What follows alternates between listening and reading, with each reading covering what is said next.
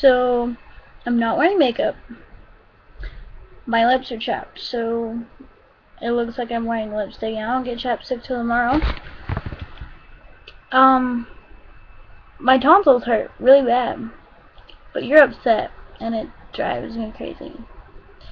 And I hate to see you upset, so I'm not sure if I'm gonna sing or in this one, or if I'm just gonna make you another one of me singing the song you want me to. Right now, I'm just gonna sit here. I'm gonna talk to you, and I'm gonna tell you, Erin, you are gorgeous, and it kills me to see you down like this. You have opened my eyes to certain things I didn't know about in myself, I guess. And I hate when you put yourself down and when you're like this. And you say that me calling you gorgeous or telling you that you're worth it or saying that you're enough is my opinion. That's not an opinion, that's a fact. You are absolutely stunning. And honestly, if I could have one wish in this entire world, I would have you look through my eyes and see you the way I do, because I can never explain how much you mean to me. We are best friends, and I don't take the term best friends lightly.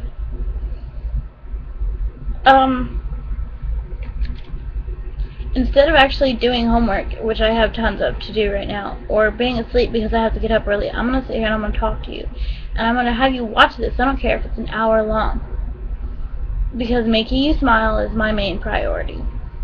I mean, we've had our stupid little fights that have something to do with guys, or the fact that one of us said something stupid and hurt the other one's feelings. But in the end, we fight for 15 minutes. I think our longest fight was maybe 30 minutes.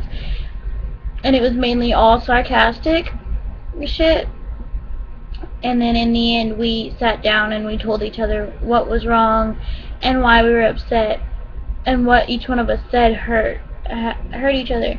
I mean, and then you disappeared for like 2-3 months, and I hadn't heard from you, and it kind of drove me crazy to the point where, I mean, I was antisocial, because I didn't have a best friend to talk about, and when I did talk about you, it was like past things. I couldn't say, yeah, I talked to my best friend the other night, and, you know, or I went to go see my best friend the other night, or whatever. I can't do that because I couldn't talk to you for like 3 months. And then you randomly found me on YouTube, which is an inspiration to me to actually keep making these YouTube videos, because, I mean, if I can find my best friend in the entire world that basically dropped off the face of the earth, then, you know, what might happen? I just wish you would step back and realize that, hey, maybe the things I think about myself aren't necessarily true, and I'm just a little bit insecure. And I mean, even what Tara said, I mean, you are a gorgeous human being, and you have a brilliant personality, and when it comes to your mom, fuck her. I mean, I've been in that predicament. I mean, not with my mom. I was in it with my dad. And I tell my mom all the time. Me and my mom tell each other all the time we hate each other. But you know my mom. And you know that if worse comes to worse and you need some place to stay, you're welcome here. Sometimes, like when I can't sleep at night, or when you can't sleep at night, you call me and I'm asleep or something, and then you leave me like these voice notes, and like I wake up and I'm listening to these voice notes because I don't know who they're from, and I listen to these voice notes and I like, it just makes me smile. It puts a smile on my face. If it wasn't for you, Erin, I don't know where I'd be right now. I wouldn't be me. I would be someone completely different, if not dead. You mean more to me than any guy ever has. You mean more to me than my school, and right now my school kind of means a lot besides the fact that I'm not doing my homework. If it meant dropping out of school and staying single for the rest of my life, which doesn't seem that hard right now, then just to see you smile, I do it. I would give up anything in the entire world to see your gorgeous little smile. And I wish you would realize that, because you are really important to me. And when I say important, I mean highly important. I mean, my tonsils feel like they're going to start bleeding right now. And I'm just going to continue talking to you. And I'm already 5 minutes and a half through. I know that you want to come see me, or you want me to come see you, and it's hard to do when you live an hour and a half away. And I'm trying. And I will see you soon, I promise.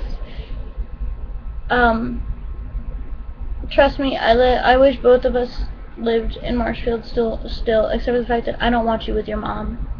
That, with all the stories you've told me, and the way I've seen your mom act, in all honesty, I'm glad you're not with her anymore. I'm glad you don't live there anymore.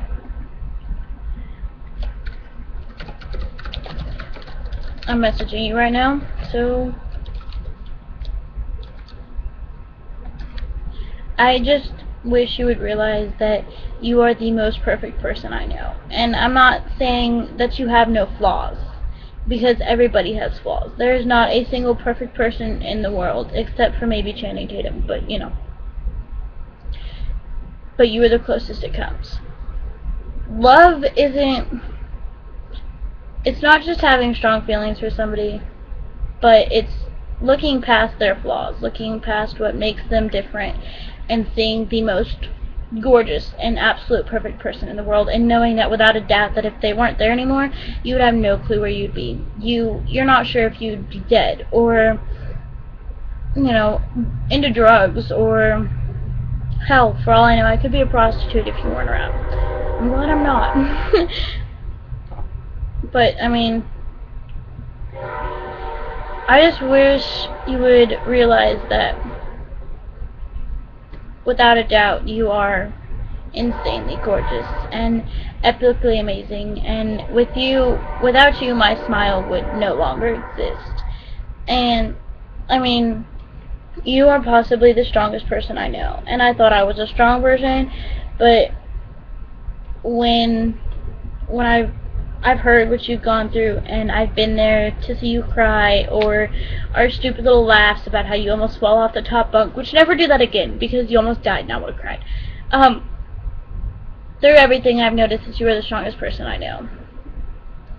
Through how much you put up with your mom for those years, and how much you tell me all the time that when you're 18, you're taking Aiden and you're going somewhere else, or how no matter how depressed you get, you always find your way back up to the top, to that gorgeous smile, to that insanely cute giggle, or, you know, you always find your way back to that smile, to the success that you know you can reach. You put yourself down a lot, but in the end you're always optimistic, and you always light up the room, and you know, you are an absolute perfect person. You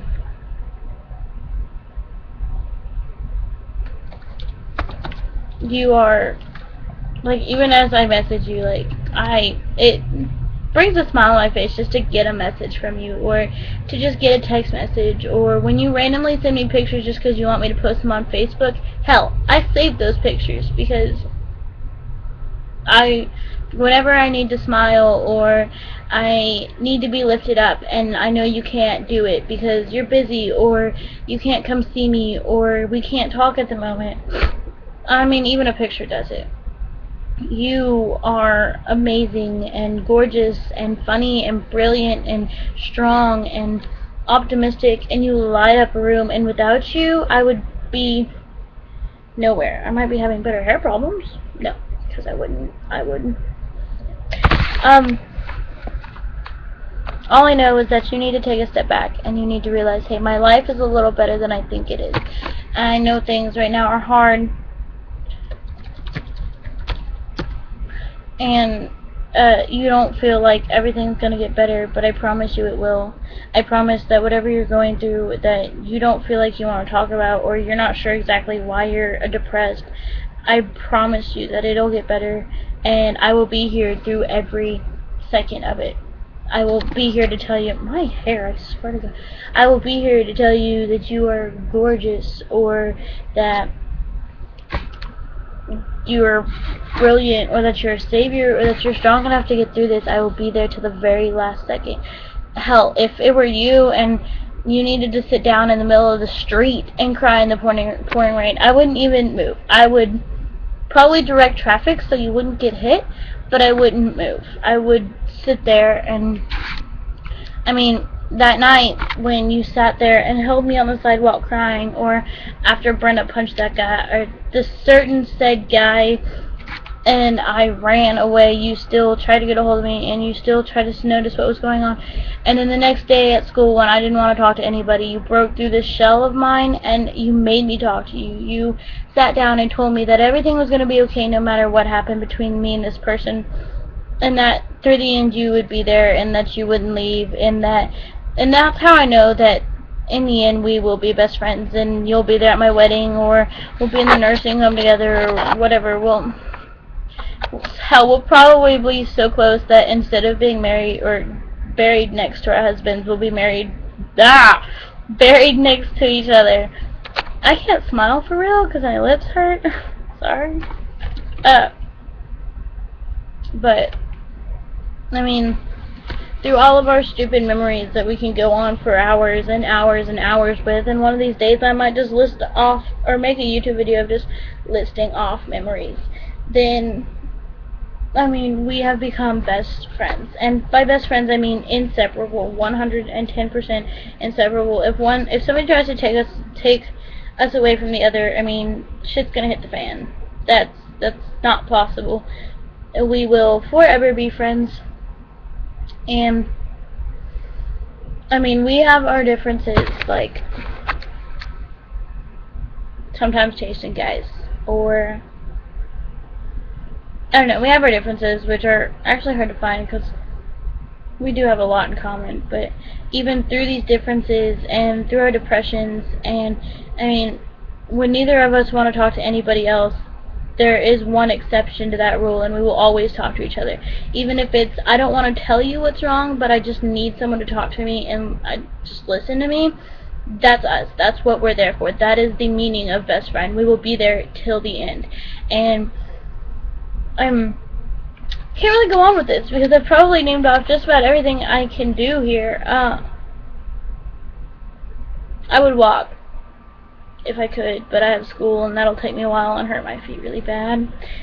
But I promise you, as soon as I get the gas money and I can pay my brother to take me, then I will, and I'll be down there to see you. And like, even the other day I was somewhat cleaning my room and I was going through things, and back in Marshfield, you drew me a poster. It wasn't really a poster. You wrote me a letter and marked it, or left it on my drama teacher's board, and it said, "Good luck here with your auditions," or whatever. I saw that and I cried because my drama production is in a week and a half, and you're not gonna be here to see it, and you weren't there for me to tell you about it or whatever. And that kind of hurts a lot because, I mean, it would be amazing to have the one person who supports me through everything, no matter what it is, there in the crowd. And I know you won't be there, but I know you'll be there in spirit, and I know you'll be there in my heart, and that's still pretty damn good. I mean, I don't know, if it wasn't for the fact that I got ditched by my friends on the night of homecoming, or the homecoming game, and you were locked in the Jay's nest, then we would have met, and we wouldn't be best friends right now, and we wouldn't be yelling at other people for calling each other their best friend, because, I mean, we are best friends, and that's as far as it goes. Whenever somebody else calls you their best friend, it makes me want to break down and cry, because, I mean, I like holding that title. I love holding the title of being your best friend, and to see somebody else claim that title, it irks me, because I mean, I've been there through everything, and I understand these people are really close to you, and I understand they're your friends, and I'm not some psycho-obsessive best friend who tells you, hey, you can't be friends with anybody else. I love the fact that you have other friends, especially ones that are close to you, because I can't be there to hug you and tell you everything's going to be okay and wipe your tears, but, I mean, I will forever be your best friend, and I don't give a fuck who wants to take that place, because it won't happen. Ever. So, stop being so depressive and smile, because, hell, your smile is gorgeous. Stunningly gorgeous, and it brings out the best in you. So, smile, tell yourself you'll get through it, and you will. You are the strongest person I know. So, stop being depressive. Tell me you love me, and smile, okay? I love you.